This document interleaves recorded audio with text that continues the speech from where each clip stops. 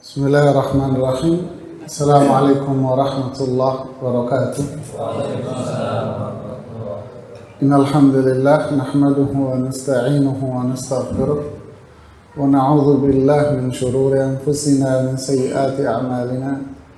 May yahdihillahu fala mudilla lahu wa may yudlil fala hadiya lahu. Asyhadu an la ilaha illallah wa asyhadu anna Muhammadan abduhu wa rasuluhu la nabiyya ba'dah. Amma ba'd. Para jemaah rahimani wa rahimakumullah. Hari ini kita berkumpul untuk mempelajari satu ilmu syar'i yang Allah turunkan di dalam Al-Quran, ilmu yang mulai ditinggalkan oleh masyarakat, yang dikenal dengan ilmu mawarith atau ilmu faraid, satu bagian dari ilmu fikih. Nah, sebetulnya ini bagian dari ilmu fikih, cuman karena permasalahan yang di dalamnya cukup membutuhkan konsentrasi penuh, cukup pelik perhitungannya, bukan sulit ya, cukup rumit untuk dibanding dengan ilmu-ilmu yang lain, sehingga ilmu faraid ini seringkali dipisah tersendiri dari ilmu fikih. Saya tidak akan bicara panjang lebar sebagai pengantar dari ilmu ini, karena waktunya singkat. Sampai jam 3 itu singkat, Pak. Singkat waktunya. Saya akan hanya bicara pertama. Dalam kesempatan ini kita akan bicara ilmu waris dalam konteks Al-Quran dan hadis, atau ilmu waris dalam pandangan syariat Islam. Kita tidak bicara ilmu waris dalam konteks kompilasi hukum Islam, KHI istilahnya, kompilasi hukum Islam yang ada dalam Undang-Undang Dasar Negara. Kita nggak komentar masalah itu, karena memang ilmu waris dalam konteks kompilasi itu berbeda dengan apa yang ada dalam syariat Islam. Ya, bukan berbeda 100%, tapi banyak perbedaan-perbedaan. Kenapa? Ya karena itu sudah hasil dari kompilasi. Kompilasi itu kan artinya campuran-campuran sana. Itu pola pikirnya orang-orang anggota dewan. Ya, manusia ikut campur di situ.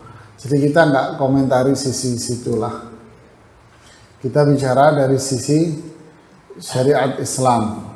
Ya. Ini yang pertama. Yang kedua, kita bicara tentang dasar hukum. Ya. Ini dasar hukum tentang ilmu waris. Ante yang duduk di situ nggak bakal ngelihat. Ya, saya nggak nerangin panjang lebar loh ya. Anda ngelihat sendiri. Tum yang duduk di situ, kalau lehernya miring saya nggak tanggung jawab. Situ aja Mas, duduk sebelah sana loh. Duduk sebelah sana, sebelah sana, sebelah sana. Sana loh, sebelah sana Mas. Sebelah situ kelihatan, malah lebih nyaman antum duduk yang pintu sebelah kiri ini. Yang sebelah kiri di sini. Kalau saya sebelah kanan, dari arah saya sebelah kanan.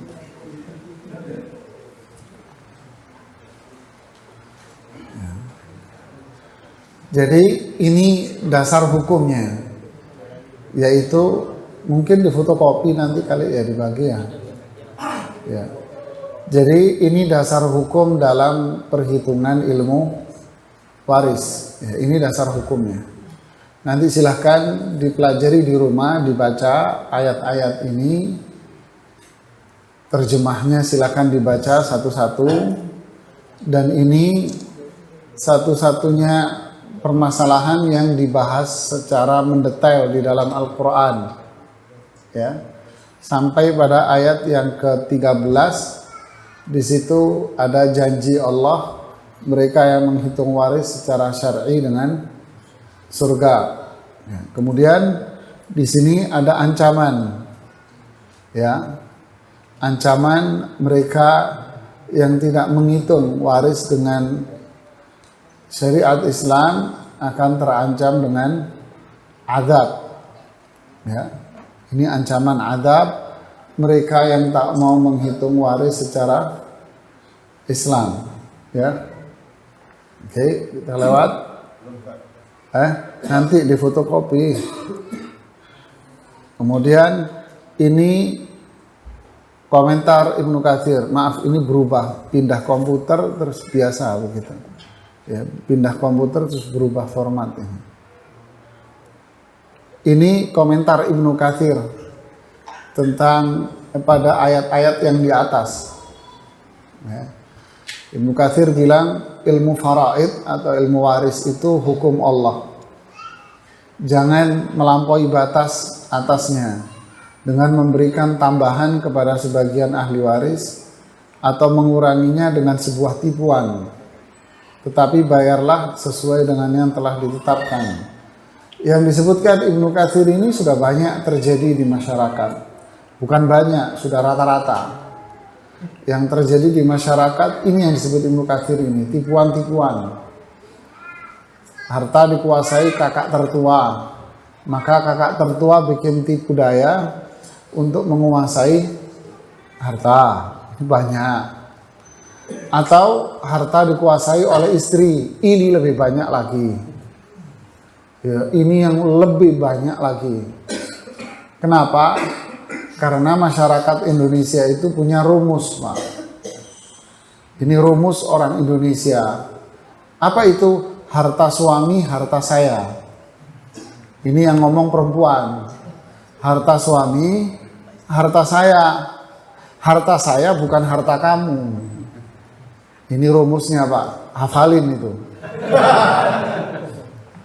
Ya, siapa yang bikin rumus? Saya sendiri. Jadi hartanya suami itu harta istri. Jadi yang dimiliki oleh suami itu punya saya, gitu. Tapi kalau istri Anda punya harta, jangan coba-coba Anda colek. Ya, mau berantem. Nah, itulah orang Indonesia. Jadi kalau suaminya wafat, maka harta itu akan dikuasai oleh istri. Penyebabnya adalah selama kehidupan rumah tangga, gaji Anda dikuasai 100% oleh istri Anda. Seperti di kajian yang lalu. Anda dapat gaji yang karyawan, 100% dikuasai oleh istrimu. Kan gitu kan? Itu nggak mau. Ya.